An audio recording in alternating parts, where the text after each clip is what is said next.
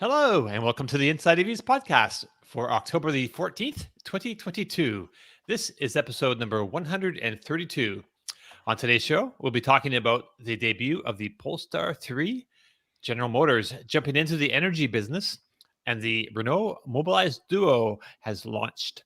I'm Dominic Yoni, Inside EVs forum moderator and Inside EVs editor. Joining us today is the sanguine Tom Malogny, Inside EVs editor and host of the YouTube channel State of Charge. We also have the multidisciplinary Mr. Martin Lee from the EV News Daily podcast, which is available on all the best podcast platforms. And of course, the convivial Kyle Connor joins us from the majestic, practically palatial halls of Out of Spec Studios, where he produces high voltage videos for a growing number of YouTube channels. Welcome, everybody. Hello. Yes. Good morning. Good morning. All right. So let's kick this thing off with some news and then get to what we've been driving this week. All right. So the big news of the week is the launch of the Polestar 3, the first SUV in the Polestar lineup and its second volume vehicle. The actual reveal video from Polestar was pretty cool with this. So basically, they had this huge white cube on a small rocky island. A wall slowly folds down, and there's a car. The car is attached to the wall, so that when it's fully down, the car looks like it's ready to go out on the open road.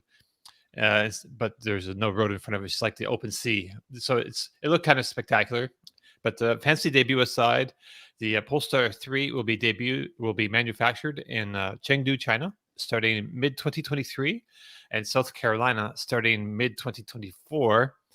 U.S. orders will be filled by the China plant until the Ridgeville plant starts producing like a year later. So interestingly, the Polestar 3 is built on the Volvo SPA platform, like the Polestar 1, rather than the CMA platform under Polestar 2.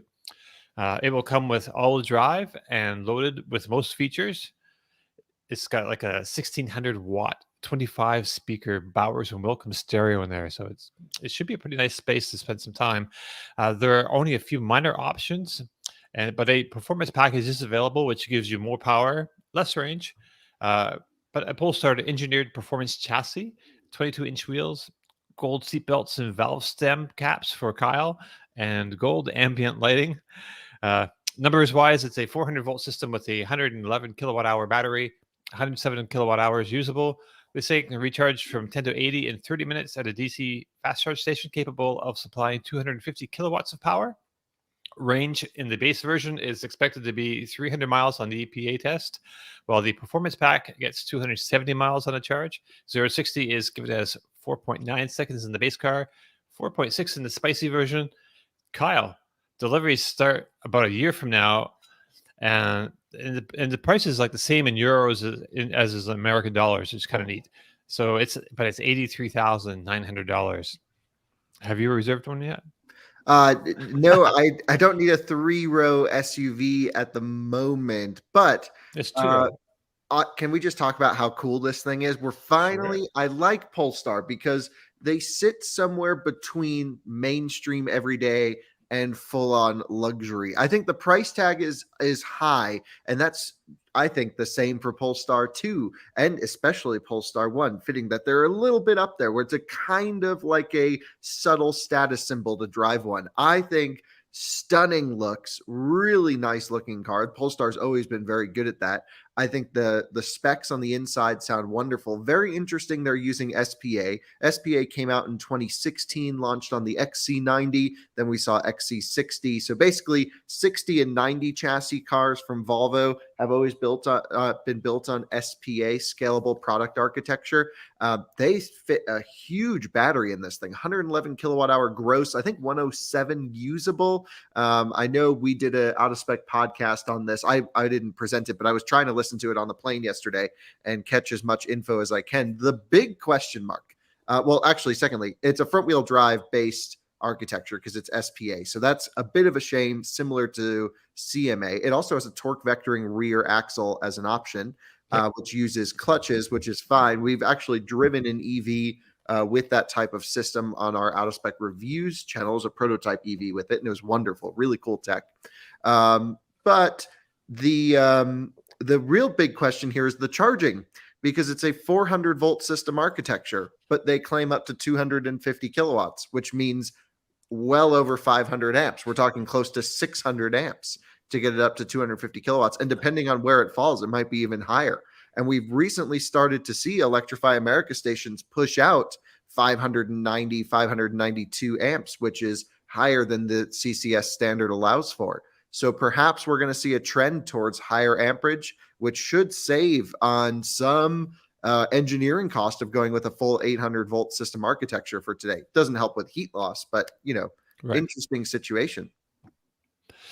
And along those lines, Kyle, when we're talking about the charging, it's great manufacturers can put out these numbers that, 10 to 80% in 30 minutes, but there has to be infrastructure that can deliver it, and it's good to see that perhaps Electrify America is trying to push the limit on that, but they're really the only ones. So, it's great for the sales team to say, oh yeah, you can recharge this in half an hour, you can get up to 80% on a road trip. But the problem is, if very few stations can do that, if you pull into an EVgo station that, for instance, says it's labeled as a 200 kilowatt unit, but you're on a 400-volt architecture, you're only going to pull 80 amps, and 80 kilowatt, and that's a big difference in time in charging. So that's one thing to note.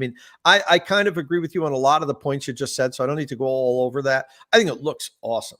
I would have loved to have seen this come in at about $10,000 less, in the low 70s, and be more of an e-tron competitor. This is priced almost exactly like an iX. And interestingly, it has almost the exact same battery. The iX has a 111 kilowatt hour battery pack. This has a 111 kilowatt hour battery pack. So, it's really it's going to be a direct iX competitor as much as anything. And I think it's going to be a good option. It looks great. I'm sure, everything that Polestar's put out has had great driving dynamics. So I wouldn't expect it not to have the same, but, it's up there. That's, you're looking at 83 starting number, even though it's pretty well loaded at that figure. It's an expensive vehicle. It kind of appeals to me because it's really a huge emphasis on sportiness. What's interesting, though, they have a performance pack that increases the power output. I think they just tune the motors up and things like that. But the brakes are actually the same size, which is a bit of a departure from previous Polestar products, where performance pack always got you the bigger brakes. The one thing I do want to touch on is just back to that charging conversation. Maybe we should have a section on it in a future episode, because I don't know what it actually means when we start going over 500 amps, what it means for what kind of work needs to be done to open up the standard. But I do know EVgo goes to 540 amps. EA we've seen at 592 now. It just seems pretty crazy. So maybe Polestar's got it. And I haven't tested in Europe, but I know some of those charging equipment can output more than what the limitation allows. So Tom, do you think we're going to see this whole network open up to support this car across the world? So I hope so. And, we're going to, in an upcoming show, I've already spoken with EVgo. We're going to have Jonathan Livy back on the podcast coming up soon. At some point, maybe next month. I have to get the dates nailed down to talk about what they're doing over there at EVgo, and that's one of the questions that I'd love to ask him. I know you and I were both invited to the Testival this year. I'm wearing last year's shirt, and neither one of us could go. But that would have been a great opportunity for us to talk to everybody about this exact topic. Unfortunately, the two of us couldn't make it this year. What segment does this car fit into? Because you've called it an SUV, but it's not that much higher than the Volvo. What was it called? V70, the estate car. They're like lifted wagon thing. Yeah, like that. That is I adore stuff like that. I used to have an Octavia estate, and it was just the perfect car. And it's not that much higher than an estate car. It's lower than cars like the BMW iX, what you would think is an SUV.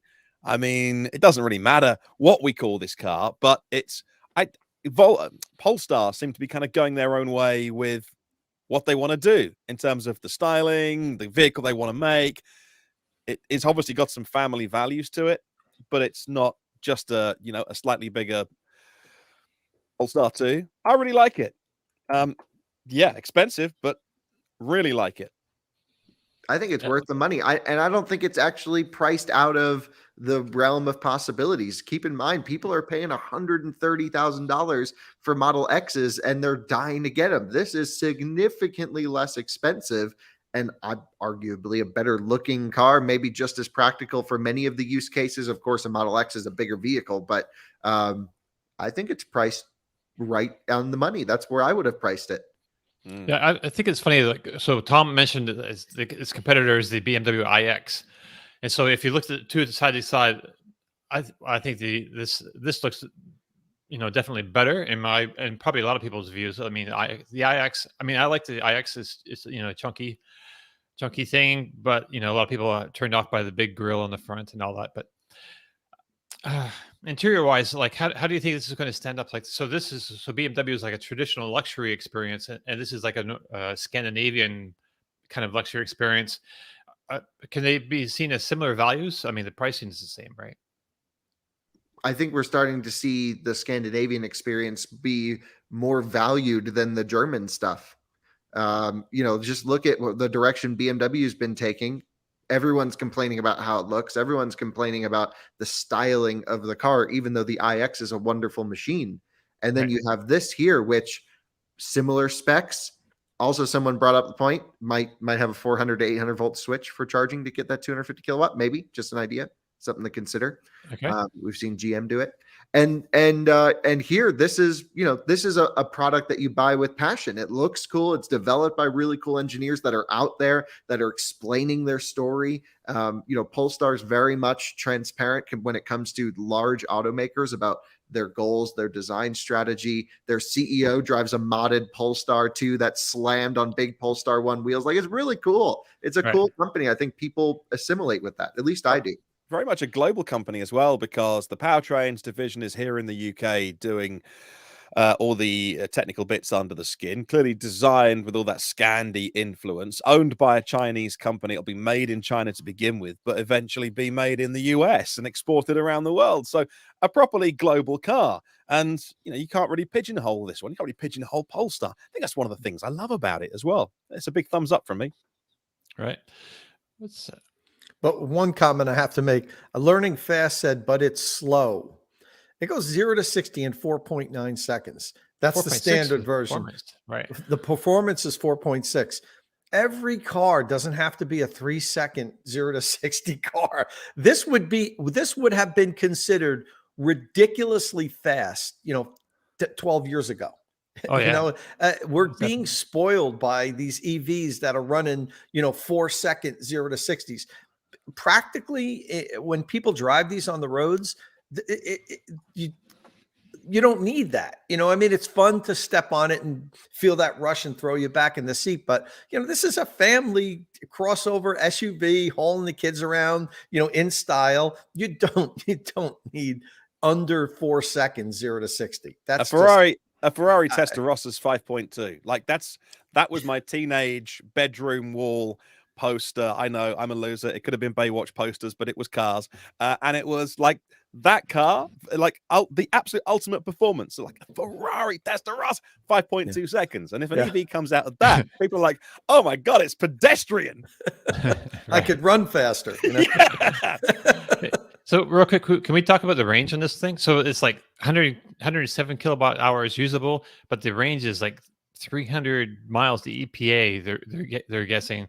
So compared to the BMW iX, which is like a similarly sized vehicle with similar sized battery, BMW iX has 324 miles of range. You think they're just like sandbagging or something here? I don't know how do they do it in the two. I don't think it's been certified yet. Isn't that an estimate towards the EPA? They probably want to underpromise, overdeliver. Again, from a styling compromise, Polestar, my guess, will launch with the most expensive versions first, like we've seen them do before. That's what this price is. And then we'll see a front-wheel drive only one later on, and that'll have more range. So, Polestars have never been range kings, but as long as they charge pretty well, that's fine. I think overall, 24 miles between them, the iX and this I believe is a third row. The iX is only 2 rows. This is only 2 row. Oh, this is only 2 rows then. Okay. Yeah. Seater, So, all right. Well, at the end of the day, I really don't think that's the difference of making it to a charging station or not. And again, Right. it's all about how they optimize for the EPA cycle. It doesn't always mean what we're going to see in the real world. Right. Yeah. I remember the WLTP number for Europe is actually pretty high. I forget what it is offhand, but just looking at it, I was thinking the EPA would be more like closer to 340 or something. So Well, yeah, I mean, we'll just see what happens when it gets certified. I wouldn't be surprised if you see it over 300 miles EPA when it gets here. But I'm sure they want to see at least a 3 in front of it. yeah, for sure, definitely, especially with the price tag and everything. But I just want to also point out we haven't talked about it is that it has you can see it in this picture that we're looking at now. It has a spoiler built into the front end there, just like the big Dodge, the new electric Dodge Charger kind of thing. I just like it. I just like that Yeah, kind well, of that styling cue. very aero where it passes through. Yeah, it looks cool. And Yeah. with a 111 kilowatt hour battery pack, that's such a big boy that yeah, I can't help but think the range is going to be slightly higher than they've said, or that in the time it takes them to get this car on the market, they'll make some efficiency improvements in there. Look, the Polestars and Volvos, the XC40 Recharge, which does all the same bits, also pretty thirsty. So it's not as if they've got a reputation like Hyundai and Kia for especially with their previous generation cars being really efficient. So it's not Yeah. something that they have absolutely nailed from the very beginning. And I wonder why that is. But yeah, we've seen that in all of the 70 mile an hour test reviews of those cars. They're not the longest distance, but I don't think you sell this car on that. I don't think the buyers of this car, I think when you've made your mind up to spend 80 grand, and yeah, there'll be other versions that are cheaper than this, but when you've made your mind up and that's the car you want, and you're not buying a Tesla or a iX or whatever, then it's got enough range, but it probably is a compromise a little bit, maybe. Yeah. Yeah.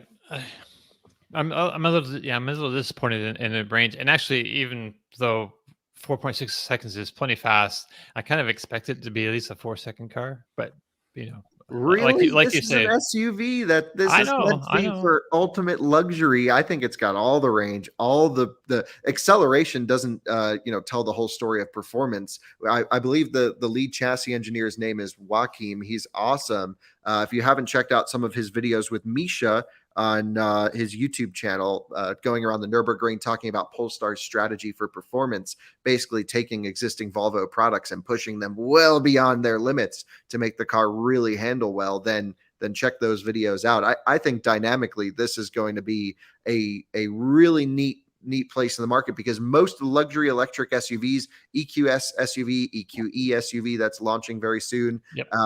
What else do we have? e-tron, iX, Model X. None of these are performance based. They might have performance versions with M60, with e-tron S, with EQS 580, and EQE should have an AMG version, I imagine. But probably. This is built from the ground up to be a bit more agile, a bit more fun, a bit more youthful than all of those. And I think that's everyone's like, you don't need a sporty SUV. Well, okay. But I live here in the mountains, for example. If I had to get around, right, in something like this, I'm shredding up canyon roads, and whether it's an EQS or an e-tron, no matter what, just to get home. So this would be so much more fun to get through those corners. Yeah. So about a year from now, I guess we get the first drives and we get to actually see what it feels like on the road. Yeah. All right. Hopefully less than a year from now. But but Polestar looks confident in what they're doing, and that's what is really interesting to me. And I know they've got a big parent company behind them, and they've, they don't need to worry about that. But in many people's eyes, they are a startup. We had a question earlier: who services this? Volvo dealerships? And it's like in many people's eyes, this is a new name, something that they've not had before, and all of these things that they've done on this car, the way it looks, the engineering, like I said, the family values. With the Polestar 2, and kind of a bit towards the One as well. But I think it's a company that has confidence and an assuredness as well, and they know their market. Like we've all got opinions on the shape and the size and the styling, and do we need a sporty SUV? I've got to say, I think they know their market, and I think the answer is probably yes. For the people with this money to spend, that have probably got some boring chores to do with their car, but also when the kids aren't in the back, there's not your mountain bikes on the roof bars. They want to have some fun, and I think that market there's a bit of money floating around in that market, and Polestar know it, and I think they're pretty much on the money with this. Sorry, just You know, blocking Kyle, some- talking about Polestar, have you seen an uptick in Polestar 2s at the charging stations recently? I tell you, every time I go now to an Electrify America station to do charge recordings, there's at least one Polestar there. They must be selling well here in the tri-state area, New York, New Jersey, because they're all over the place. And I think we may have actually been ahead of that curve, because for about the last year, they've been on every corner. I mean, I have 3 neighbors that have Polestar 2s. Wow. And I asked them, like, why'd you go for that over Volvo XC40 or C40? Because we have a dealer right down the street. Polestar, you got to drive an hour to get to. And for them, this is not a consideration at all. It wouldn't be for me either. They just wanted the Polestar because it was cool and different. Everyone's like, well, I bought it because no one else had one and it looked cool. Now people have them. And people know what they are. So are they going to keep buying them? I don't know. I do know Hertz is buying them. They're going hardcore into rental cars. Sadly, in my eyes, Polestar 1s, the really cool sporty sedan, are actually part of the Hertz rental fleet now. I believe they have a selection of them that you can choose from. That hurts my heart a little bit. Yeah. Hertz. Yeah, Hertz. But yep, very cool that you can go and Polestar 2 it up and rent it out, and they're great handling cars, and you can even rent them with a performance pack if you get lucky. They have a few. Nice. One of the big, maybe I missed this in the news, maybe we reported on it. One of the rental car companies just bought a ton of Neros. Did we report on that, or did anybody ever hear that? Because I was at an Electrify America station last week, and there were 2 Neros charging up, and it was a guy that works for, I don't know if it was Hertz or I don't know which I forget which agency it was, but he said, oh yeah, the company just bought like, hundreds of these. And we're all learning how to charge them and everything, so we could tell the customers, how to do it. So there's a bunch of Neros that have been put in the fleet, at least here, I know for sure. I don't think I've heard that one. How is the Polestar holding up in the used market? Hey, you can pick one up for £47,000. We're almost at price parity with the euro and the dollar. That's not the end of the world, actually. That is admittedly 63 kilowatt hour battery, but still a couple of thousand miles, single motor version. Okay, and actually the prices might be holding up okay. Yeah, they're really good, and honestly, I think it might make sense to get a new one versus a used one. What I like about Polestar's model is it's a separate entity from Volvo, which means we can't actually service them at Volvo dealers here legally. But pretty much any Polestar sales location also has a Volvo dealer, but you pay the price that it says on the website. I haven't heard any complaints about negotiations, haggling over MSRP. You put in your order, and Polestar's managed to do a really good job of controlling that demand and supply, sort of balance, so that cars aren't going for over sticker. Yeah, I think it's priced really well. The used Polestar 2s are quite expensive. I don't even think we get the small battery in the US. We only get the bigger one, but we do get a front wheel drive version. That's pretty common, isn't it? For the US market, just to sort of skip the small. I think did you do that with the Kona and the Nero? You didn't get the 39 kilowatt hour version of that. Didn't even know they made one. Yeah, and they've just added. In fact, it's so popular that they've added the Kia Soul EV, which some say only have looks that a mother could love, but I think it's quirky and funky. I like it. The Soul, which has always come with the big 64 kilowatt hour pack, and it's been a little bit like the unloved version. They've just added the 39 kilowatt hour pack to that, at least here in Europe, because we don't need the big distances as much. And so there's now 2 versions of the Soul, the Kona, and the Nero EV, to give it its new name, not e-Nero, with both battery sizes. So yeah, it's interesting that it totally skips the US market. On the Polestar website, they're making a big deal of the 3 today. Yeah. Starting at 80,000 pounds. There you go, price parity. Some pounds, right? Yeah. That's the same pounds. as US dollars. So it's almost the same now. Yeah, it's close, it's right? Almost the same, which I'm not too worried about. Even though our chancellor, who's been in the job about 2 months, got sacked today because it was a terrible budget that he gave, and he tanked the pound. But my kind podcast supporters on Patreon is how I fund my show. I get paid in dollars. So sweet. So selfishly, I'm making more money every time our government are incompetent, because I get paid in dollars. Anyway, sorry to derail the show.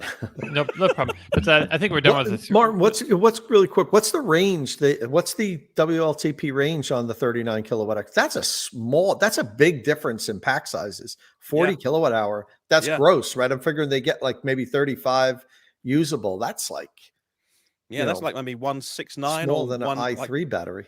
175 miles, maybe. Yeah.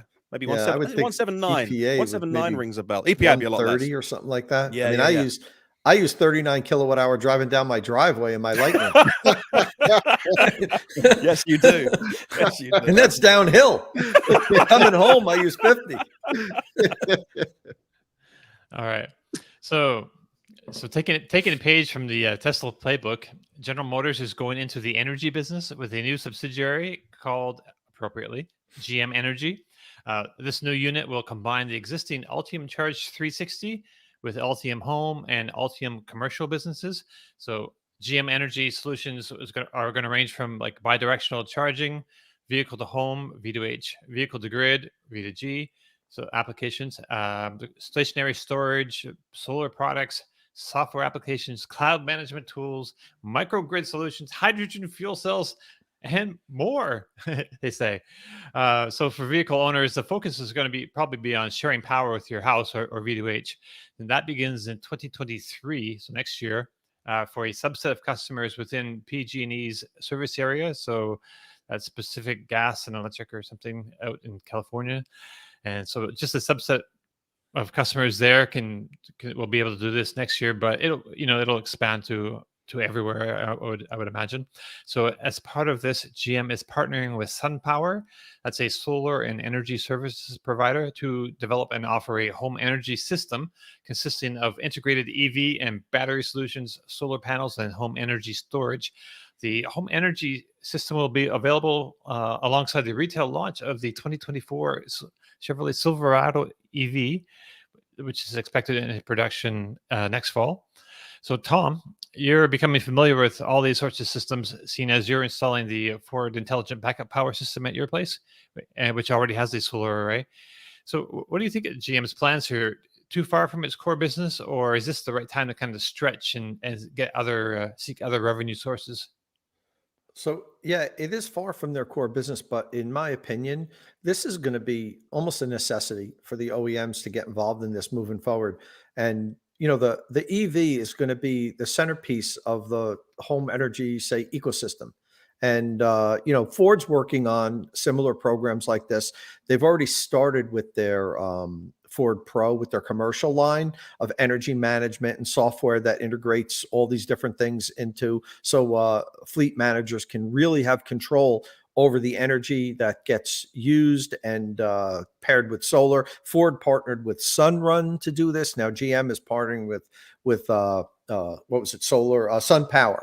So yeah, I think that you're either, if you're an OEM, if you're, say, Dodge, Chrysler now, you're either partnering with a company that can do this, that has solar, that has home energy storage, that has a network of installers to do this, or you're simply going to outsource it and let somebody else make money on it. And that's not good for long-term growth. I think it's important for these companies to partner with established brands that know what they're doing with solar and interconnections with the grid and energy management, and partnering with them, because that's the future of this industry. I think we're at the point now where that's clear. It's not, well, maybe we're going to be going down this road. This is the future of personal transportation. It's bidirectional energy flow, on-site energy storage, microgrids, renewable energy. And if you're an OEM and you're going to just outsource that, let somebody else do it, you're going to be losing an enormous profit center in 10 or 15 years. Right. I think OEMs are learning that batteries are such a key technology, and they're going to continue to be a key technology for a long time. And there's a lot of value for them to go into energy storage and energy management and like all the microgrid stuff. It's going to happen. It's just like the opportunity. So it's either you do it or let somebody else do it. Right. And since like this is like the batteries, like the core of your vehicle, it's really the core of vehicles. like the core technology is like battery, because right, and it's going to continue to improve in over the next decades. It's like the improvement path is going to be at least 30, 40 years, I think. But I don't know. The only way that I can describe it is when I got a home battery earlier this year in the garage, I understood it all from an intellectual point of view, as in I knew the benefits it would bring. And we've got 16 panels, so about 5.7 kWp of peak solar on 3 angles here on the roof. So it's not even like a perfect system, south facing, etc. Let me see if I can bring this up. So my electricity bill is, I pay 5 pence per kilowatt hour, 5p a unit overnight. And daytime electricity prices, energy crisis in Europe, it's about, some people are paying 50p per unit during the day, which is crazy if you have an EV, but I'm on an overnight tariff when the grid isn't being used. This is me, if I can show this to our YouTube viewers. So like this is me this week. So what we're looking at is what I've spent this week. The big number is the pounds and pence. So I'm spending about £1, about £1 a day on electricity. But if you look at, say, Wednesday, I use 20 kilowatt hours. That's the top one, 20.82 kilowatt hours. So I probably would have charged the car overnight. But with the battery, because the days are getting a bit shorter now here, is that the home battery charges up as well. So my average of 20 kilowatt hours, my average, that the other number at the top there, is 6.46 kilowatt hour. So I'm off the grid during the day, and I've got a 10 kilowatt hour Solar Edge battery. So it's not even like the biggest battery in the world. I've not got a big Tesla Powerwall, but 10 kilowatt hours for us as a family of 3 does me absolutely fine. If you look at some other big days that I've had down here towards the bottom, last Wednesday, 5th of October, used 46 kilowatt hours, spent £2.88. But of course, that would have been maybe 150 miles I drove that day. So good luck doing that with gasoline at that price. And on an average of 5.8 pence per kilowatt hour. So like I knew all this stuff anyway. But, and don't get me wrong, I know how lucky I am to be able to afford the outlay of £8,000 for a battery. I get it. The people that need it the most, not necessarily, I'm very lucky that I could pay that. But what I'm paying per kilowatt hour, the overnight rate, I'm charging that battery up, I'm charging the EV, and I'm not even discharging my EV to the house. That's just having a home battery. I understood all this before we got it and the panels and stuff. But then when you live with it, and I'm spending almost nothing on my travel and my home energy, and if I know your electricity prices are very different in the US, but we're having a real energy crisis over here, 40, 50, 60 pence a kilowatt hour, and you're genuinely thinking, can I make myself a hot dinner? Some people are, if you're right, making ends meet, you're thinking, well, that's one less load of washing I'll do or something, or maybe we'll just have a cold meal tonight. And that's firstly a very serious issue, but also like for GM to get into this business, it's to bring that back to the topic. It's very smart because everyone should have a home battery. And if we can't use our cars, you should have a battery. But hopefully we'll use our cars for a bit of that as well. The batteries will be big enough and we can say in some way that it's clever, feel free to use 10% or 20% of my battery because I'm not doing any long journeys tomorrow. And you can buy and sell from the grid. Now, if I wanted to start getting into energy arbitrage and stuff, I could dump my battery back into the grid and sell that energy between 4 and 7 p.m. when it's really expensive and spiking. And I could buy it back overnight. I don't get into all that because I just, it's completely hands off.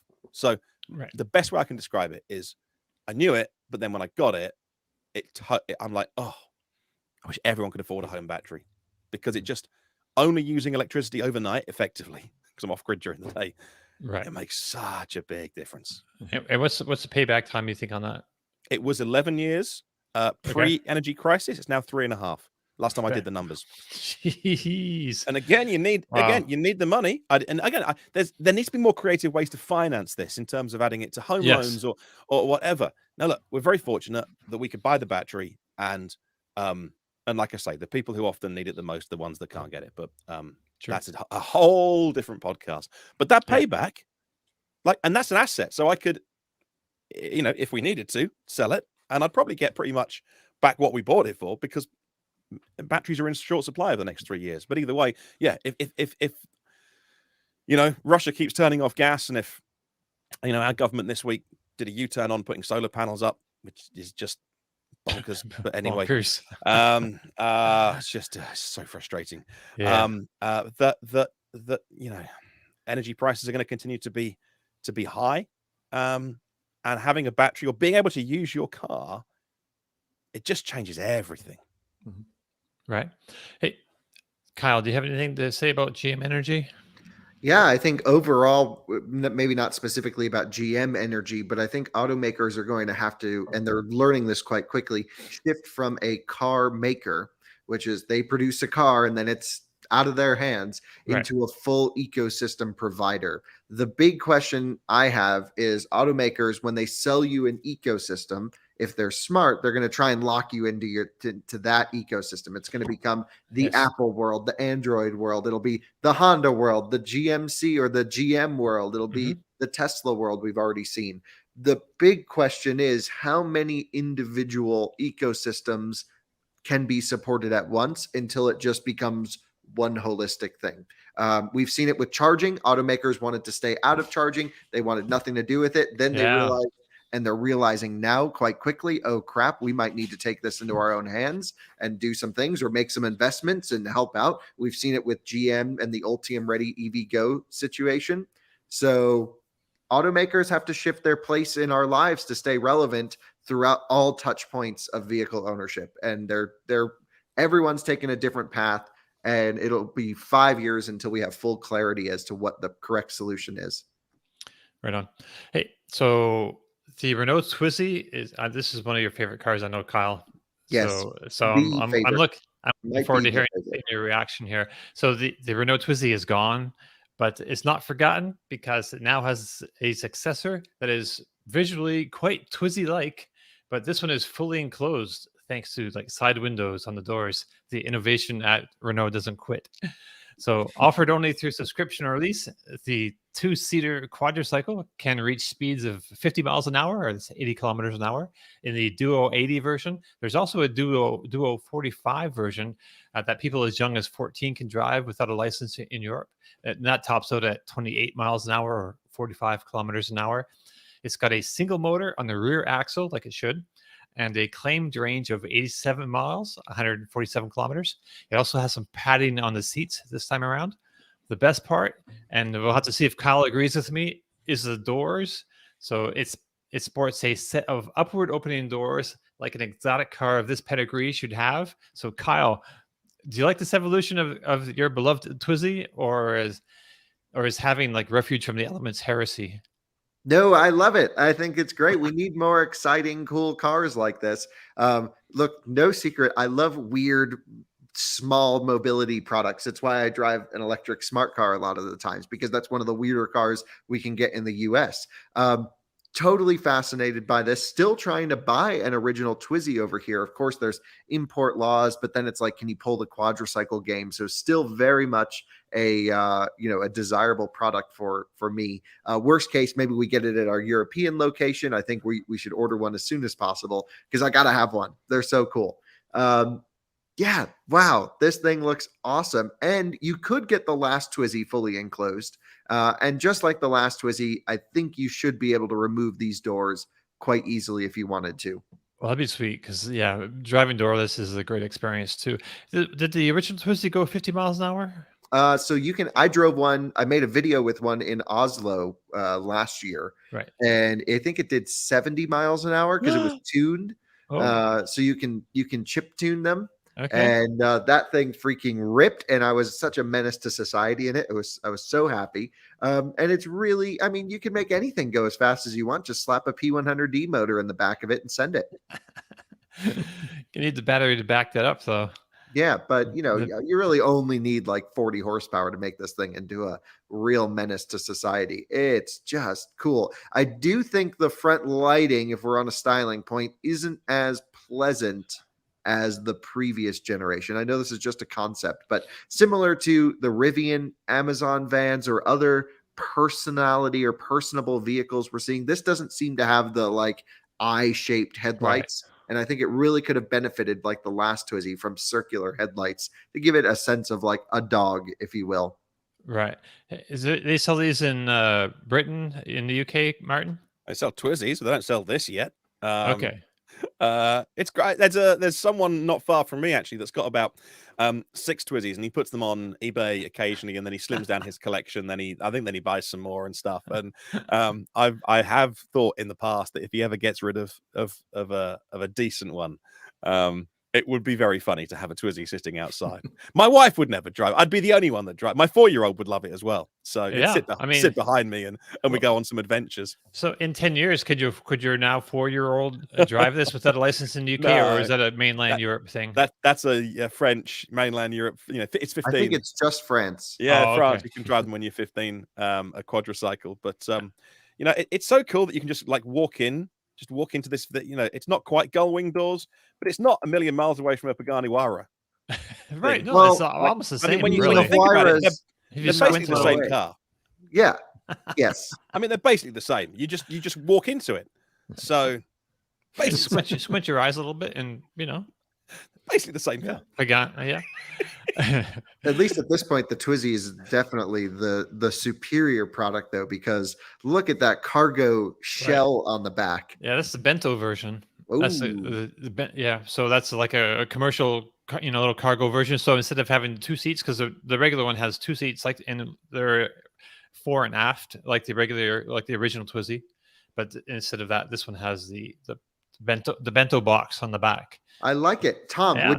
would you modify your F-150 with ramps that pull out so you can have your little Twizy pod fly in and out the Absolutely. back of your truck? If and you then could charge it. If you could figure out how to import these, I will definitely buy one, or maybe split it with you, and we'll take turns half a year each. Because Nope, we this, would need like 10 of them. I would definitely use this as like a daily run around town here vehicle. I'm all in on this. Not so much on the AMI that you love. That's not my flavor. This is. I would definitely take one of these. I kind of like this over the AMI too. I mean, I like the way the AMI looks, but I think this would be a better driving experience. Plus, I think it goes faster, which is 50 miles an hour is like that's perfect. Like that would fulfill all like 90% of my driving needs, I think. Yeah. Makes sense. All right. So let's move along then. So for 2023, the Lexus UX300e is getting a facelift and a significantly bigger battery. So I always forget this car exists since it's not sold on this side of the Atlantic. But yeah, Toyota does have an EV on the market. So previously, it was said to get like 180 miles on a charge from a 54.4 kilowatt hour battery, 45 kilowatt hours usable. Now it gets a 72.8 kilowatt hour battery and 280 miles of range. That's 450 kilometers, a huge 40% improvement. Of course, the Lexus UX300e is also saddled with CHAdeMO fast charge port. So we don't have the charging info yet, but probably not a good idea to get your hopes up too high, because the original had a top charge power rating of 35 kilowatts. I don't know, Martin, we know you're not necessarily the biggest fan of Toyota and Lexus, but will this car have much of an impact in Europe? Really hard to say, because they, over here at least, are still choosing to spend a ton of money on the whole self-charging / plugging in is an onerous chore that will ruin your life style advert. So it's really, I mean, look, it's really hard, isn't it? So I just think we're also media savvy now. There's something about the social media revolution. You know, I just think we're all wise to company BS. And maybe, I don't know whether it's cultural. I've never been to Japan, whether they feel that it's no problem. Like, we'll run adverts saying plug-in cars are terrible and rubbish and self-charging hybrids are the answer. You know, they go really hardcore on that, and then they try and sell this. So my only problem is, well, which one is it? Like, I don't mind which one it is. No, that's a lie. I do. I believe in full electric cars. But if I was a consumer, I'd be thinking, I don't mind. Just what is it? But when someone talks out of both sides of their mouth, you know, and obviously, you know, Toyota is still one of the biggest spenders on lobbying for the fossil fuel industry and for the regulations in the US. And it's like, well, you can put an EV on sale, but I know you don't want to sell it, and I know that you don't believe in it. So it's then really hard to know who is spending their hard-earned money on this car. Somebody will, because it's a Lexus, and I'm sure it's an amazing, vehicle when you're driving it. I But don't know. I don't know. I don't know. I mean, it's got like a 150 kilowatt motor, so like 200 horsepower, Yeah, front wheel maybe. That's drive. fine. That's fine. Okay. Probably okay for a ID4 is Lexus. fine. So, like- So I got to see a bunch of these in Norway. They Okay. were quite popular when I was there last, actually. Okay. And yeah, I mean, by quite popular, I mean like, okay, for every 100 ID4s, maybe I saw 5 of these. But you see them around. Right. And the interesting thing here is now that they have an over 70 kilowatt hour battery pack, this might be bigger news than we're expecting because they may bring it to the US. You Because think? we have the Lexus UX here, and we have a plug-in hybrid NX as well. And so similar chassis, kind of shaped a little bit differently, is my understanding. We have the UX250H, which isn't a bad car. I like the UX, and I'm not really like a modern Toyota guy, but I think it drives pretty nice, looks pretty nice, feels pretty nice. I think this could do well if they can make it charge pretty well. It Right. obviously won't have huge range, but I think we've even seen from BZ4X and Solterra customers, even through the whole wheel falling off thing, we have a lot of viewers who are like, I'm getting my BZ4X and my Solterra. I'm on the list. I'm waiting for it. I'm like, why aren't you buying anything else? And they're like, oh, I'm a Toyota guy. Right. But here we go. Maybe there's just Lexus people that would buy this. Yeah, I'm 35. I mean, I don't know so we don't know what the charging rate is, power rate is, but I think if it was good, it would be in the press release because this is going on sale next spring, I believe, in 2023. And they're going with Chatamo. It's Chatamo. Is it confirmed that the facelift will be Chatamo? Yes. Okay. It's like, what are you even doing? And it's easy to swap a port. Like if they wanted to bring it to the US, they could keep it as Chatamo, or they could just put a CCS port on it. Yeah, it wouldn't sell as Chatamo here. Any numbers, that I could see. It would, Dom, because I think Yeah. most people that went into dealerships and bought it would not understand how charging works. Yeah, they have Well, no that clue. They wouldn't realize until after they got it that they're regulated to that one Electrify America port that half the time doesn't work. Well, that would be bad. At 50 kilowatts, I think that would be the case. I still run into Leaf owners that I talk to them at the stations, and like new Leaf owners that just got the vehicle, and they're like, why can't I use any of those? How come every time I show up, there's just one plug for me and it's blocked half the times, so they get it without realizing this whole plug standard issue. I was charging yesterday next to a guy who had an EQE, I think. It was something that caught my eye, of being like, oh, that's brand new. I've not seen one of those before. Clearly switched on, smart guy, all that kind of stuff. Like, if you can look at someone and make a judgment, do you know what I mean? And so at the minute, GridServe, our motorway network, they've got the ABB units with 2 cables on, but some of them have had the software update to allow dual charging and some haven't. And the ones that have a sign posted, oh, you can use both sides. And again, like, you make these assumptions that people know all about EVs and charging. And I was charging the mighty MG, and he came in and he plugged in and swiped his card and walked off. And I thought, do I run after him? And luckily he did a U-turn and came back and went, I'll just check it's charging. And I'm like, well, it won't be, because these units only charge. I got 2 cables, but until they get the update, it's one at a time. And he's like, oh, no way, that's rubbish. And I'm like, you seem switched on, intelligent, like as much as you can tell from someone, how they look. Right, sure. And he just wasn't into, and he had an amazing car. He just doesn't spend his life talking about the nonsense that we do. And if you're watching and listening to this, you probably think about stuff like that. He just wanted to drive a car and get on. Yeah. And I was at like 60%, and that was enough for me to get home. And I look, let me unplug, and you can just wait till you see it go green.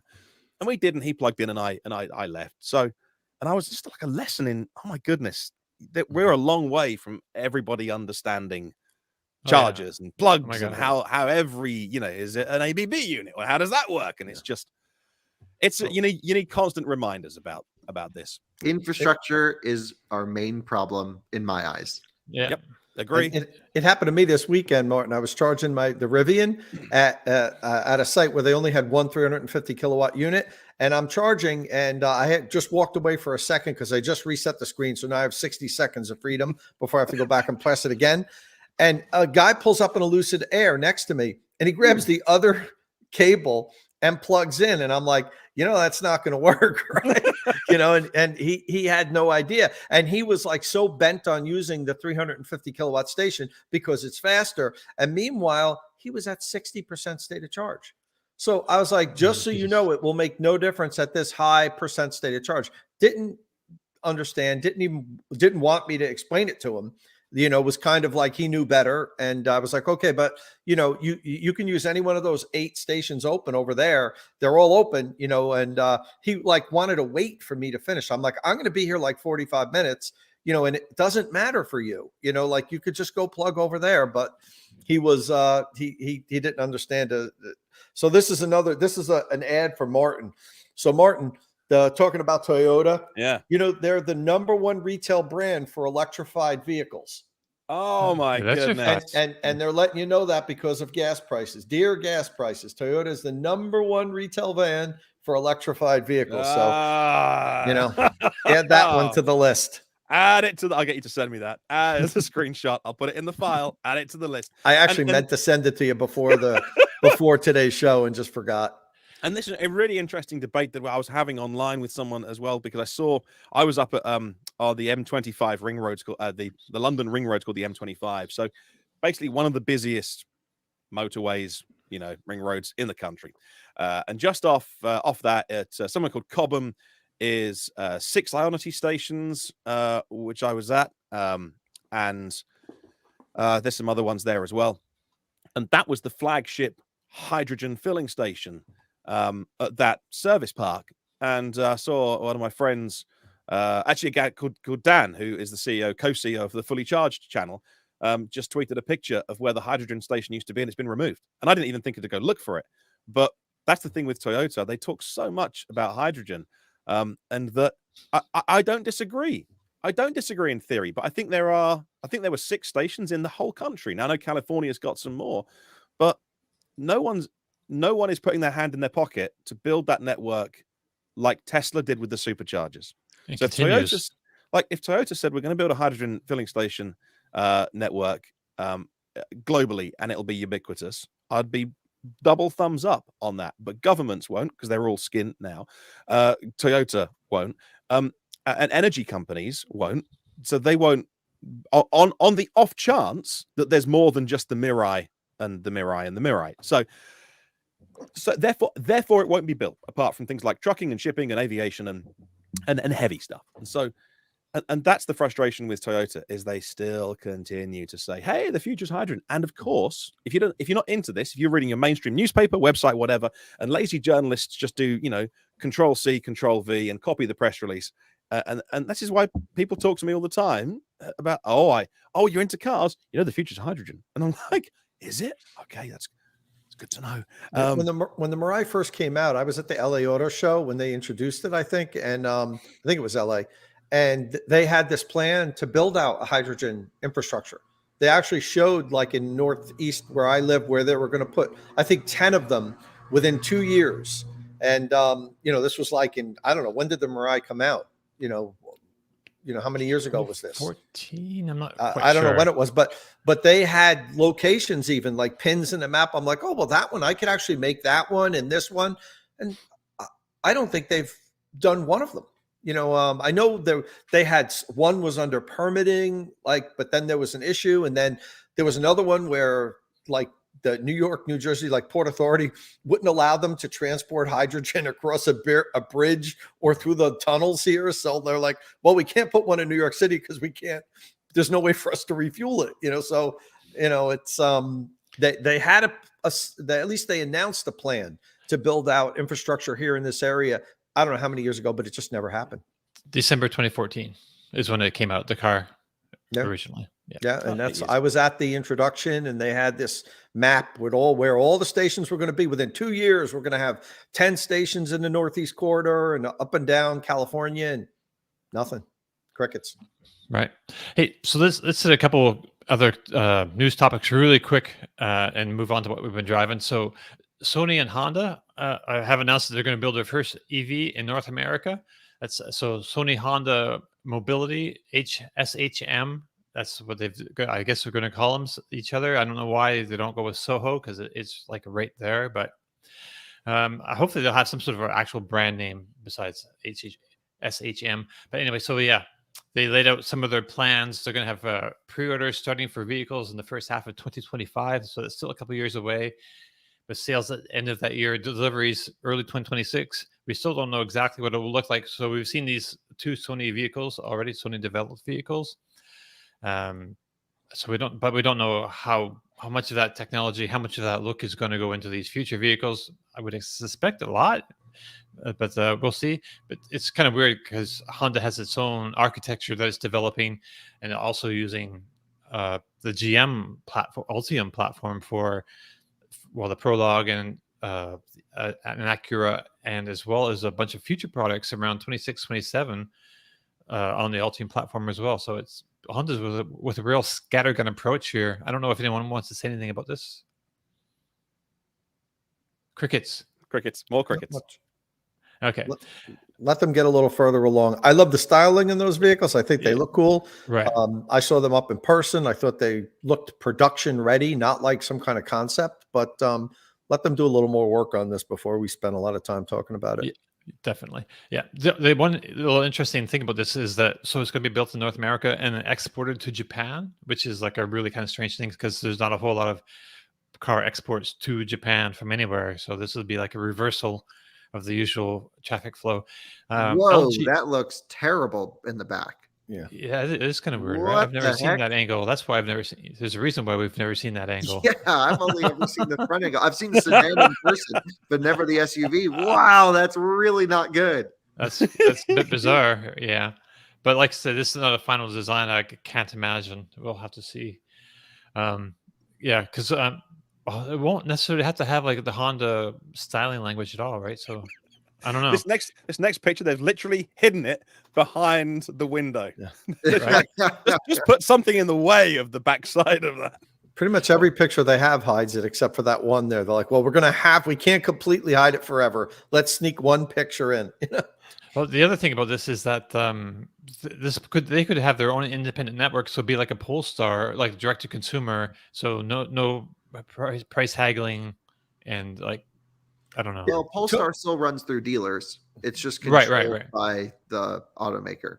Right. And talking about price haggling, Dom, with what Ford has done with Model E, and basically, we're going to learn soon what percentage of their network signed on to this, because the dealers only have till October 31st. They have 2 weeks to decide if they're going to do this or not. If they get a vast majority of the dealers to agree to this, well, they don't really have to in this wave. They can, 3 years down the future. But my big question is, or my point more than a question is, I believe this is going to force GM to do something similar, because when this implements, if it works the way it's supposed to work, and the dealers have set no haggle pricing, that's all on Ford's website. So you can go there and say, oh, this Ford dealership selling it for $62,000. Oh, another one a mile away is selling it for $60,000. Click buy. If that's the case, and everything else works the way they're saying, at-home service, drop-off and pick-up delivery, you never have to go to a dealer if you don't want to. You can if you'd like to.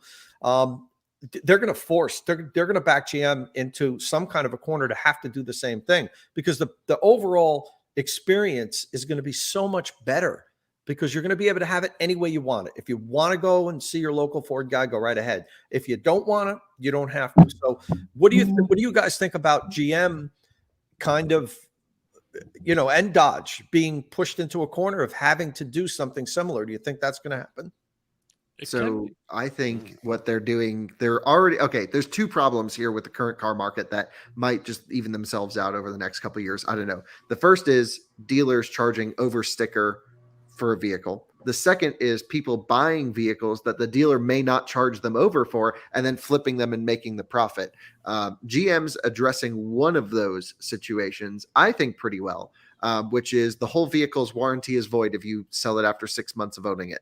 And that's for their specialty models. So Hummer EV is this way. Some of the Corvettes, are this way as well. I don't know exactly which models, but they're nice stuff. You have to keep it 6 months. Really stops that initial big flip. Of course, there's people who are like, I don't care about the warranty, whatever, flip it now. But I think in general, people are really concerned about warranties, and that stops that. From a dealer over sticker standpoint, I think what we're going to see is someone figure out the formula. We haven't seen the Ford implement this yet. I went to a dealership just recently, and they wanted 100% over sticker for an F-150 Lightning. Ooh. And this was a rural, middle of nowhere Oregon dealer.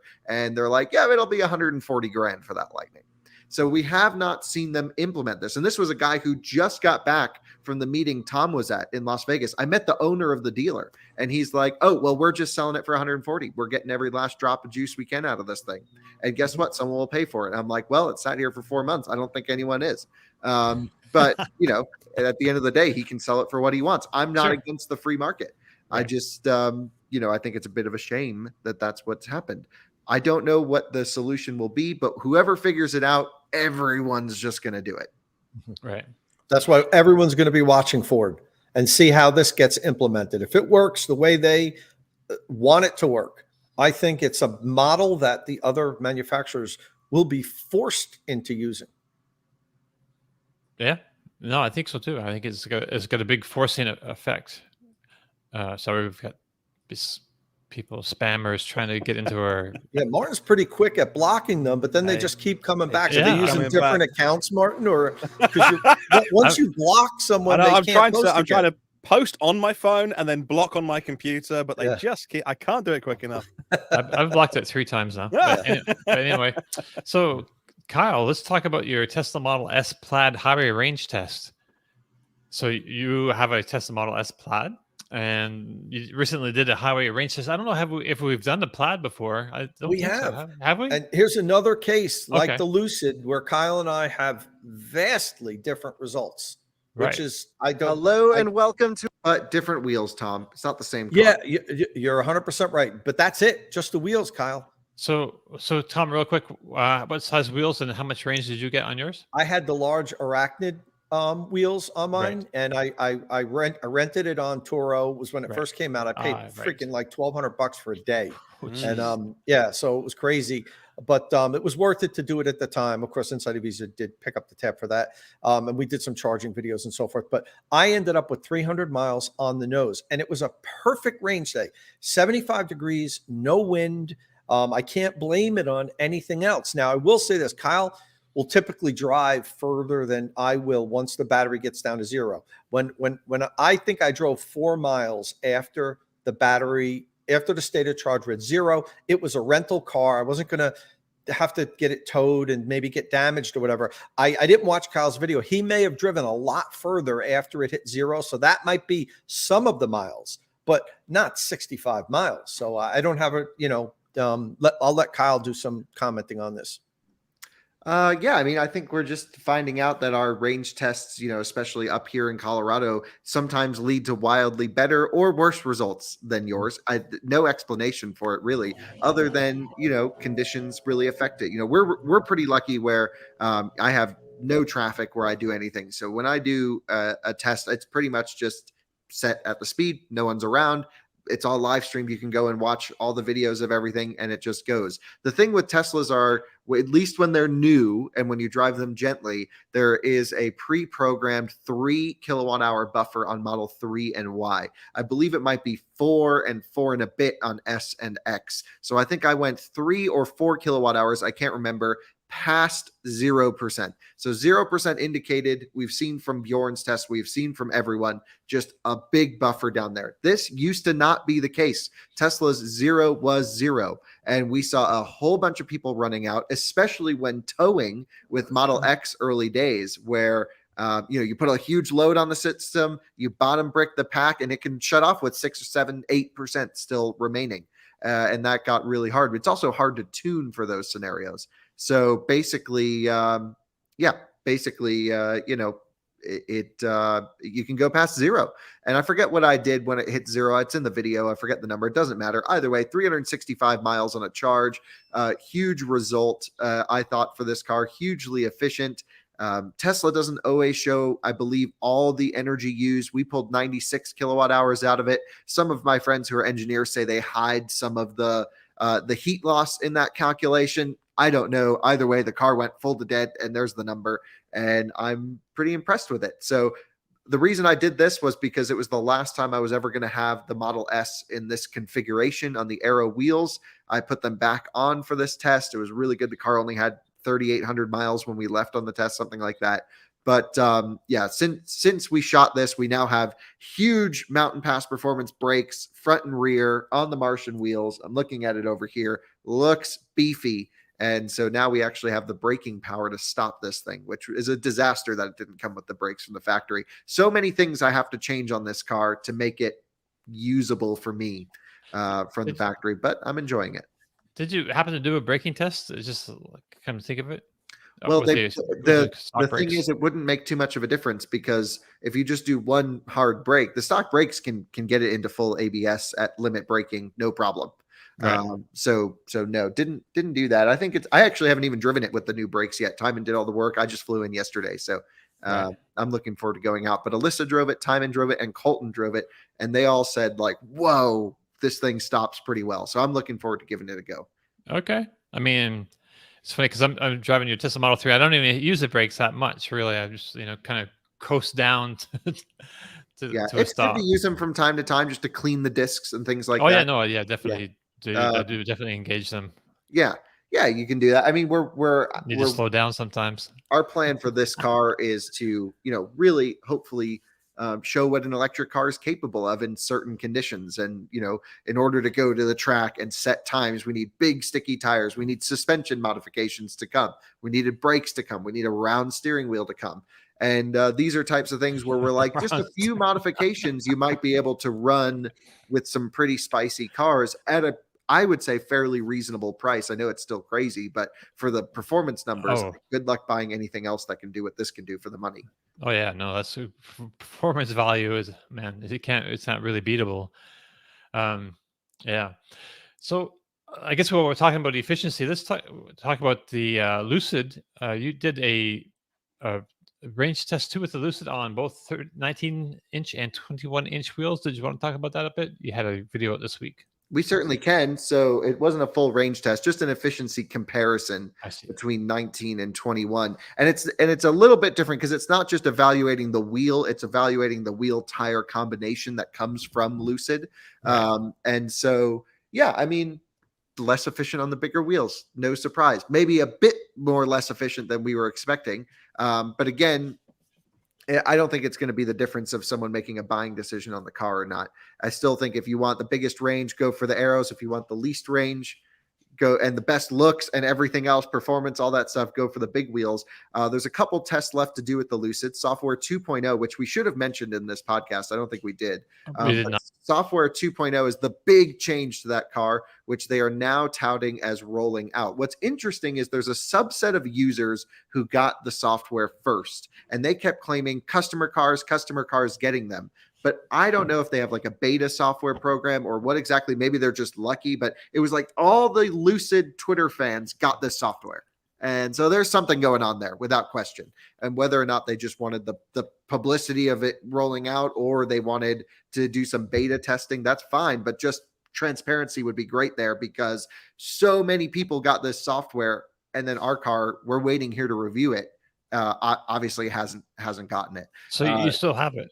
It's right here. It's sitting in my driveway. Yeah. Sweet. And so there's a couple things left. I need to do a driver assistance test with it, instrumented-ish on the hogback. And we need to do a performance driving evaluation, which is the whole reason we sent out, or Lucid sent out the 21-inch wheels for this car, because myself and them, they saw that we were testing the car. And I'm like, guys, like, this thing has no real performance cred on the 19s. Like these tires are pizza cutters. They're 245 front and rear. They're meant for range. That's the compromise. Everything with efficiency or engineering is a compromise. They went hardcore range. With these might be the better suited wheel and tire package because it's still a 245 up front. I believe 265 in the rear, really still thin. My Model S Plaid on the Aeros was a 285 in the rear, just as an example. So a much thinner contact patch here.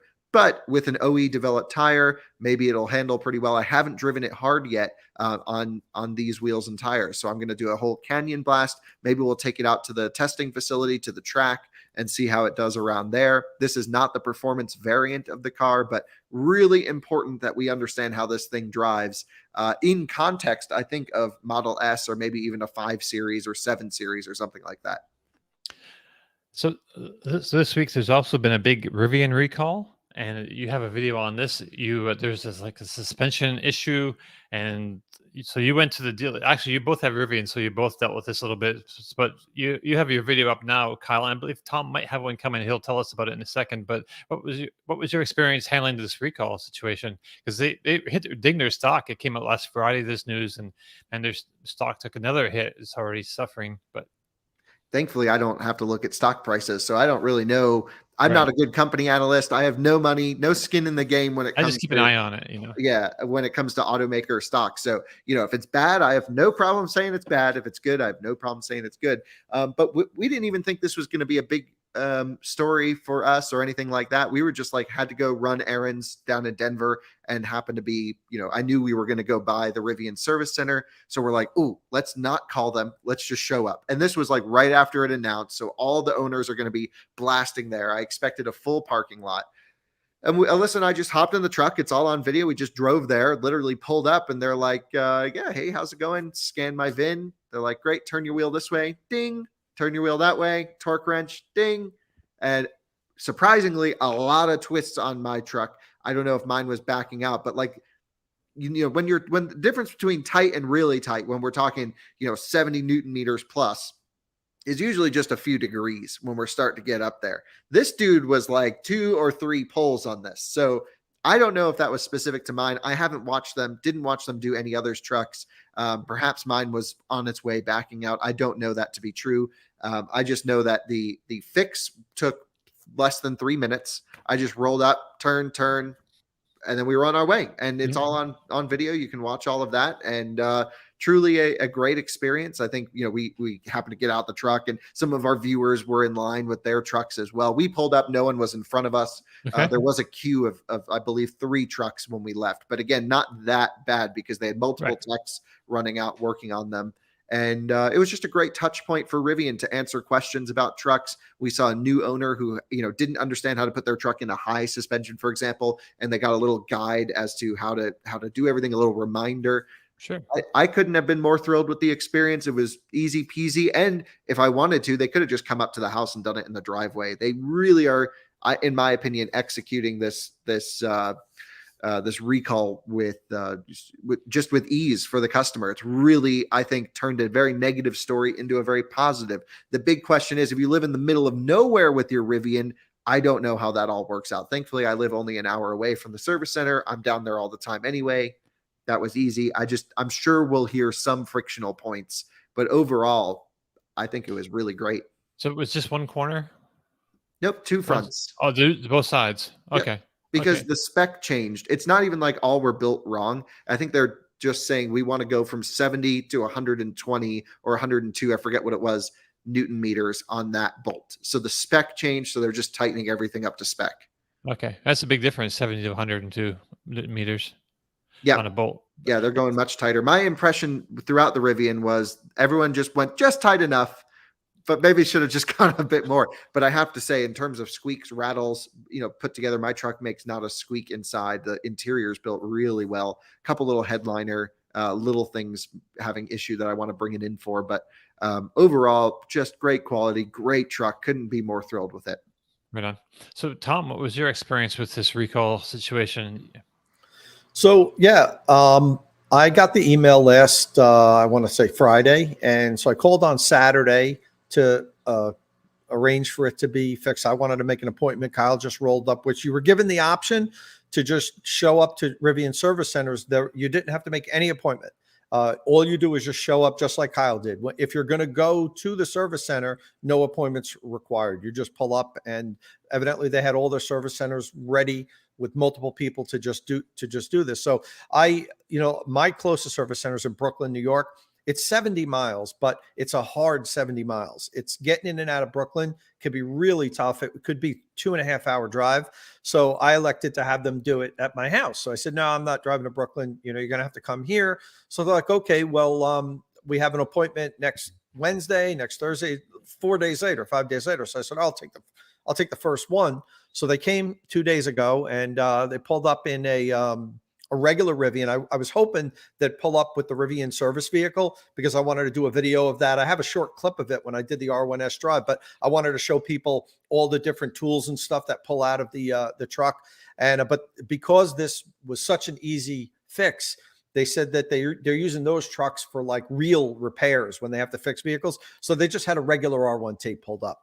And he pulled out with the, torque wrench. And just like Kyle said, you have to raise your suspension up to the highest level and then turn your wheel all the way to the right, and goes in 1, 2, 3 cranks, walks to the other side, 1, 2, 3 cranks, done. And they measure what the bolt was when they arrive, because they're taking data on, did it back out? Mine backed out a little bit already. As Kyle said, it got a factory set at 70. And mine was at 62, so it already started to back out a little bit. And then they take a picture of the mileage of your truck, as Kyle showed in his video, because they want to see how, where the bolts were at this point, how many miles you're driven. And he was in and out in 2 minutes, as easy, as any service thing can be. He was on his way. So in my opinion, Rivian handled this really well. It's unfortunate, but these things happen. And, Tesla had a very similar, I don't know which Tesla, but I know early on they had the same problem, right? With the same component had to have the bolt tightened because they were falling out. The upper control arm was separating from the vehicle. And it's kind of weird that, like, you would think that would be on Rivian's radar. Like, Tesla had a problem with this. We better make sure it's cranked tightly. And it's 120 Newton meter, not 102. So it's a so it was 120. I know it's a huge increase then. Yeah. Huge increase. They're really cranking it down to make sure it's super tight.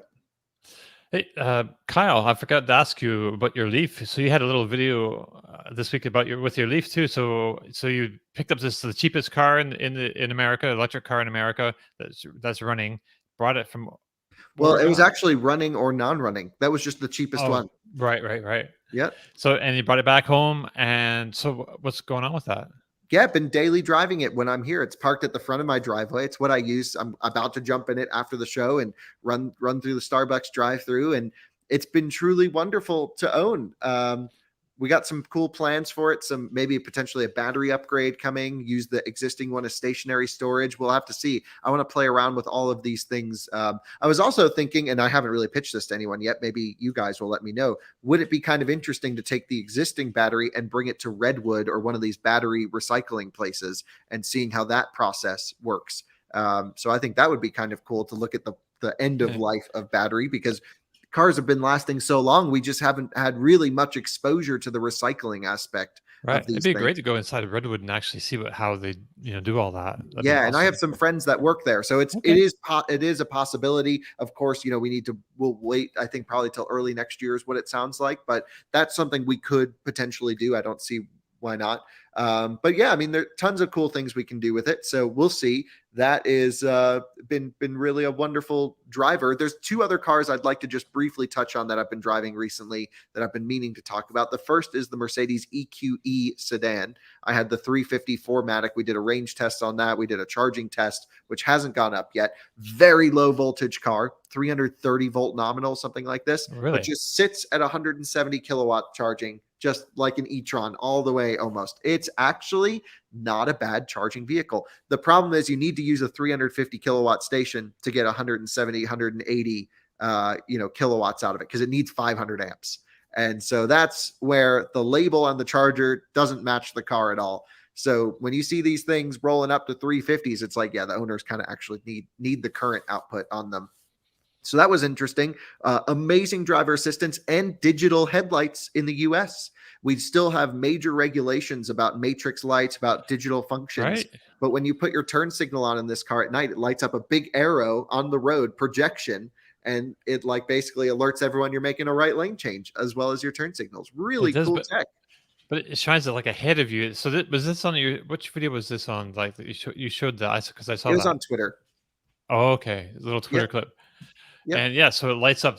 But so can cars around you see that, or is that I can't tell if it's just for you or for it's I for the think other cars cars. around can see it. It's mostly for the driver. I mean, it's just like you got the cool tech in there. What can you do with it? And I think Right. we're just seeing the start of it. And I love lighting. It's just a really unique way to interact with a car. And in the US, we haven't had matrix functionality, although on some German vehicles that I've owned over the years, I always enable it anyway, allegedly. And then I get all the cool functions. Mostly with BMW stuff, it's just a switch that you can do that with. Mercedes is a little bit harder to enable, but we have also when you hit a line, like, you know, when it pushes you back in the lane, it lights up the outside lane. It's like, dude, you just hit that, like, stay over here. It's really wonderful. This thing is a really much shorter wheelbase than EQS, but still retains as an option 10 degrees of rear steering. So the turning Nice. radius is almost as good as my smart car. And I thought it drove wonderfully. It was not fast, but you can buy a faster one. This was the slow one, and I thought it was adequate for what it was. But I would actually spec up to the more powerful. I think it's a 500 version, the EQE 500, and I just really, really liked the car. Like I ignored it the whole time it was parked in front of the house because I'm like, I had no interest in that. What an ugly blob, really terrible looking car. It's a shame. And I was like, you know, I just don't really want to drive that. But then I had to do a charging test. And so we had 20% in it. So I had to drive it, I don't know, 50, 100 miles, something like that. And we went out to the drive-through, and then I was like zigging through the drive-through with no issue at all. Meanwhile, you see all the curbs are just ruined by tires and nicks. Really fell in love with the car. I was like, I would buy this over an i4 by the end of it. I'd give up the styling and drive this. Oh, really? Yeah, 100%. Huh. We'll have a whole podcast debate on it because Jordan feels the opposite that I do. But I just loved the integration of hardware and software. I'm a big MBUX fan as well. It does route planning, plug and charge, battery preconditioning, does everything so well. Mercedes gets it. And that's what I really enjoy about it. It's one of the first, I think maybe the only German automaker who understands what buyers are looking for from their electric cars. Right. I think Porsche does a pretty good job. Porsche's good, but the rest of Volkswagen Group, not so much. Right. Yeah. I think Mercedes doesn't get the credit it deserves for, you know, it's path forward into electrification. Totally agree. And then I also just want to mention I picked up the EQB last night. And so drove that up here, which is the smaller SUV boxy thing that's battery electric. It's a combustion car adapted. Again, wonderful driving car. You know, not as nice as EQE. You can tell it's not built on the same chassis. Right. Different strategies when it comes to drivetrain. Cheaper feeling in many ways, but yeah, not bad. We'll have to see how it charges. I don't think quite well. I think that's going to be that car's hold up. I think it'll only 100 kilowatt peak. Carry on. Did they even sorry, I just want to mention, did they even have a press release mentioning that they're going to sell the EQB here in the US? I don't think they did a big media thing with it, but they're advertising it like crazy. No matter where I go, like I've been in a couple Buffalo Wild Wings and some other places. I'm seeing EQB. It's like electric meets SUV, or SUV is now electric. It's like the dumbest ad, and they got curtains flowing around it. I don't know. Not for me, but I think the car itself looks pretty good in my opinion. It's the right size, and it certainly is nicer, I think, than Q4 e-tron and ID4. I'm going to compare it to a Q4 actually, because I think that's that car's main competitor. Weirdly though, the option packages don't make much sense. I don't think Mercedes packaged it right for America. No adaptive cruise control, and this is a high optioned one. So I just think that's a bit of a shame. Yeah. What's the sticker? I don't. It's a lot of money. It's like 62 or something like that for a small ID4 size. So we're talking Model Y pricing, Cadillac Lyric pricing. Yeah, the Lyric certainly is, I think, way more bang for the buck than this. But some people don't really like the Lyric. I've heard a lot of people don't like the Lyric. I've heard a lot of people love the Lyric, and so it's very mixed on that. Also, there is a different feel when you're driving a GM product versus a Mercedes. True. You know, just in terms of where the cost goes in certain places. Yeah, I think you definitely get something for the money with the Mercedes that is not able to be explained on paper. That's very much intangible. But a GV60, for example, I think is like just buy that over this for the same money. But again, these are quite popular. I've seen EQBs all around. They're shipping a ton to the US. And there is some magic in this car. I just need to figure out what it is and how to share that with our viewers, and how to share if it really isn't magical and why you shouldn't buy it. We'll see. Okay, nice. Hey, Tom. So you put a video this week. We have a story on with it on Inside EVs. The Ford F-150 Lightning fast charges like no other EV. We explain. So explain it to me, man. Like, what? I think actually we have some charts too, I just want to know who we is. Where's the other Tom? right? This is Royal We. Yeah. Well, when I write for Inside EVs, sometimes I speak in we as like I'm speaking for Inside EVs. It's different than when I post my own stuff. Yeah, exactly. Yeah. So yeah, I admittedly that's a little bit of a clickbaity title.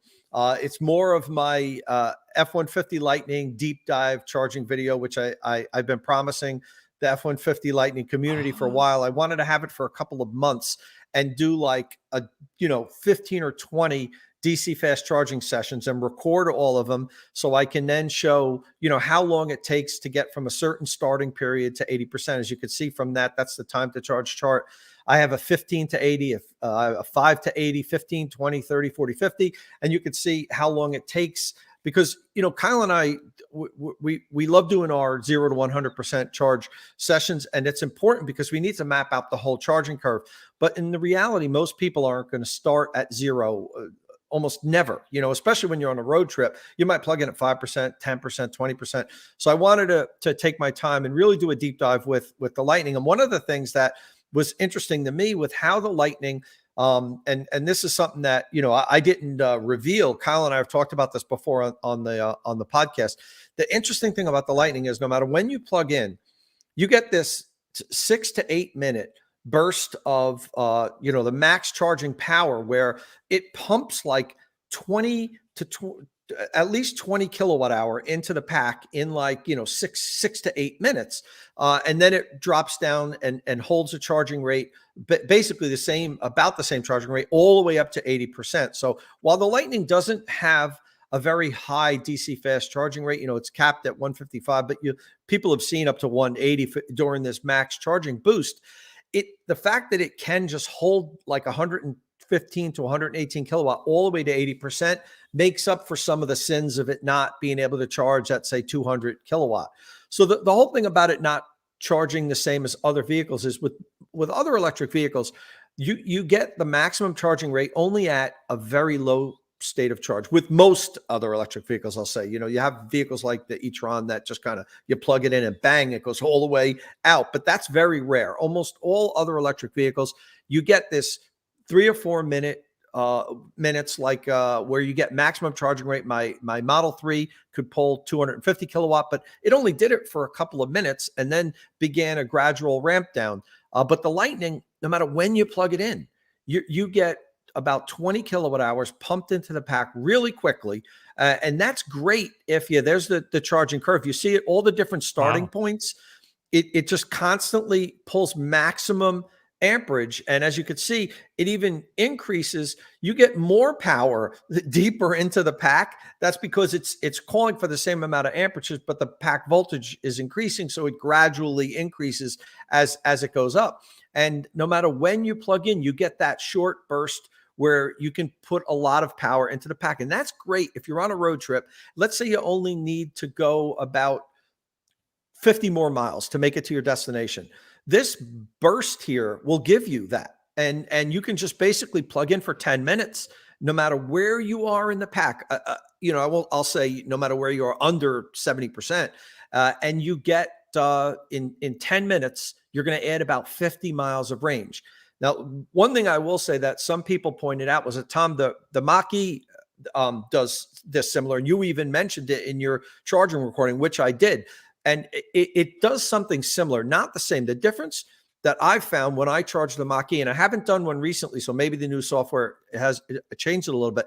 It does jump up and do like a maximum charge rate, but it does it for about 2 minutes. And you're only adding about 4 or 5 kilowatt hour before it regains its natural charging curve. So yeah, you do get a little bit of a boost. but nothing like the Lightning where you're adding 20 kilowatt hour of power before it starts to ramp down. And I thought that was unique. And as you can see there, no matter where you plug it in, it kind of repeats basically the same charging curve. Yeah, that's pretty cool. And I like the way you have that graphed out. It's very visually. You can understand how it's going. But A lot of work went into that video. I want to mention this. No one realizes the time commitment you had to make to put this together for us nerds. And this is what comes down to a buying decision, though. It's what we've been saying, but here it is proven out. So here we have the raw data of all of this, and that is so cool. Thank you, Tom. And I appreciate you saying that, Kyle. Thanks. And I'm so jealous of Kyle because he puts out these great videos, these charging videos, without spending days and days editing and putting charts together like I do. He could nail it with just like talking and going on and on, holding his phone, saying, "See what we're doing here? See the charging curve? That's hit max power. Now look, we have a thermal event." I can't do that. And I'm so jealous of Kyle that he can do it. I have to shoot hours and hours of video, take it home, edit like this, make charts, make graphs, spend 3 weeks on it. So, I mean, we're both, and the good thing about it is we're both doing the same thing, but we take such different approaches. You could watch Kyle's F-150 charging video and then mine, and you're going to learn something different in each one. So, just because you watched my video on something doesn't mean not to watch Kyle's, because we both talk to different points. And I think that's important. Yeah, but I mean, no question, this is just much more data than I would provide. But I have to actually say this is a really bad charging EV, because randomly Mary Barra just followed me on Twitter. So I'm now, GM loyalist at this point. So, screw Ford. It's not, and Kyle and I have discussed this. In my opinion, and I've lived with it for a while now, it's not a fantastic charging electric vehicle. That there's no secret in that. But the fact that it does this, if you watch the videos, like charging to 80% is really relative. Now hold that up, Martin. You can see here the 30 to 8, the 50 to 80% took 20 minutes. 40 to 80%, 26, 30, the 20 to 80, 30. That's a real typical stop when you're on a road trip, 20 to 80, half an hour, and totally that's not bad. It's not fantastic, but it's really, to me, it's absolutely passable. I'm not going to crap on Ford for this, because the charging curve makes up for the fact that it doesn't have a very high max charging rate. My Rivian, on the other hand, has a much higher top charging rate. However, it doesn't charge better than the Lightning, and I'm going to put out a video in a few weeks to prove that. Well, I actually just wanted to bring up a point on the Rivian versus Lightning situation, which is, on paper, the Rivian has a higher peak rate of 220 kilowatts on the nose, which I think is higher than most have seen. I saw like 210 the most. Right. So I've seen 220. The problem is you get one, maybe two good charges out of the Rivian. In warm weather, it's hard to even get one good charge out of the Rivian before you have overheat issues, before there's gradient heating issues in the battery pack. My understanding and my theory, this is just a theory, is that Rivian has not properly cooled the battery pack in the R1T for heavy duty use. Unlike Ford, who's done an amazing job, especially when you get the max tow pack with the dual compressor, that seems to have really focused on getting the cooling to every bit of the pack. Because even in my time with Lightning, and we had it during the hottest week I can think of here in Colorado, and we were towing with it and ripping on it, could not get the battery to overheat. It was pretty impressive. So I think Ford nailed it from a cooling perspective. And I would much rather have repeatable, great cooling than one good charging session, and then I'm down to 70 kilowatts in the Rivian. Right.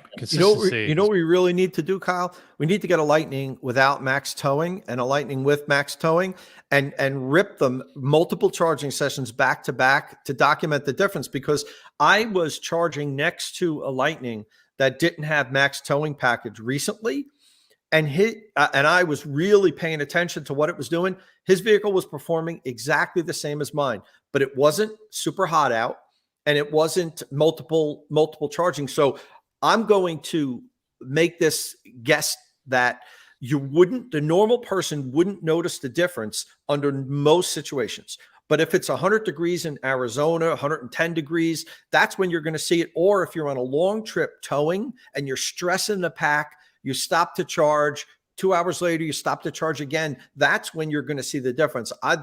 This would require a lot of work, but I'd love if we could somehow really do a comprehensive video on what the difference is, but we would need to get a couple trucks and then do a lot of charge recordings.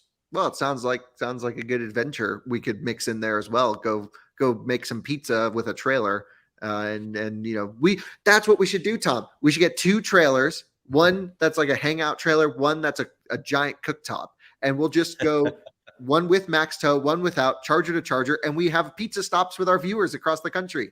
I can get a portable pizza oven and put it in Yes. the back. Propane pizza oven. No I problem. hope someone from Ford is watching this, because how cool would that be? That would be pizza across the country with state of charge. Pizza across America. That would be a lot of fun. Could you imagine that? Yeah. I think Ford would like that.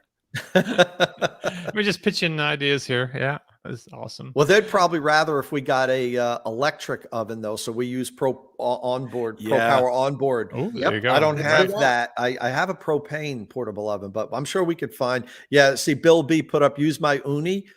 Unis are awesome pizza ovens. If anybody wants to really make great pizza at home, they're expensive, but they make fantastic pizzas. And that's from somebody who owned a pizzeria for 30 years. If you really want good homemade pizza, the Unis are really good. Oh, dang. We should start a state of charge pizza. Yeah, channel. That's it right there. They make great pizzas. That's not electric though, is it? That's a gas. No, that's propane. You can get them with flex fuel, with coal and wood and stuff, but it's too much work. Just get the propane. Yeah. Well, if we can find an electric one, I think Ford are on board. We'll use Pro Power and we'll bring, electric powered pizza. Yeah, that would be a lot of fun. At a time. Yeah, let's do it. I'll come over for that. Maki Vlog mentioned hot wings or shrimp, and Ford will be interested. We could definitely do the hot wings. I can make a tray of hot wings and put them in the oven too. State of crust. There we go. Yeah. Reserve the channel. Right. Someone register that. Right on. All right. Well, I kind of wish we had talked about your Ford F-150 Lightning charging thing earlier, because I didn't realize this was the culmination of all that work you've been doing. I can't tell you how many hours I put into that. I DC fast. I recorded over 20 DC fast charge sessions. Made the charts. Did the numbers. It was a lot. It was a lot of work, but it was worth it for me because I have a big F-150 Lightning community that follows me now because I have it, and this is it's a real comprehensive video, and a lot of people have messaged me saying thank you very much for doing that. This really is a lot of help. Yeah, I'm going to throw that up on the forum actually after this is over, and hopefully whatever gets more eyes on it, because it's good to know, and I got to watch it myself actually to make sure, because I'm sure there's lots of little tips and little nuggets of information that Tom hasn't mentioned here that's in that video. All right. So with that, I think that brings us to the end of our show. If you have any questions or comments, you can leave them on the Inside EV's forum podcast thread or on our YouTube or Twitch comment sections.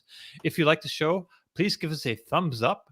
If you're watching this on YouTube, don't forget you can find and follow our panelists on Twitter. Follow Tom Mologney at Tomolog. That's with 2 M's. Martin Lee is at EV News Daily. Kyle Connor is at It's Kyle Connor. And I'm at Dominic_Y. Click subscribe and tap that bell icon for notifications, and we'll see you all again next week. Ciao.